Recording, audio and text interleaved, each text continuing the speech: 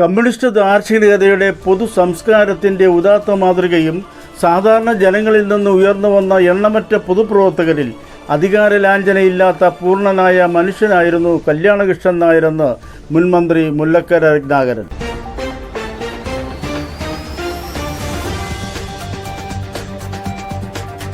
Ramayanam വായിക്കുമ്പോഴോ Bible വായിക്കുമ്പോഴോ ഖുറാൻ വായിക്കുമ്പോഴോ ഇല്ലാതായാലേ ആ വായിക്കുന്നതിൽ അർത്ഥമുണ്ട്. അതുകൊണ്ടാണ് ക്രിസ്തോസ്റ്റർ തിരുവേനി പറയുന്നത് ബൈബിൾ വായിക്കാനുള്ളതല്ല, അത് ഉൾക്കൊള്ളാനുള്ളതാണ്.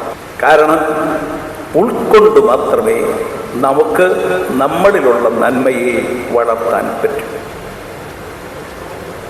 അങ്ങനെ ആദ്യം ലോകത്തൊരു മനുഷ്യനെ സൃഷ്ടിക്കാൻ ശ്രമിച്ച കാവ്യമാണ് രാമായണം.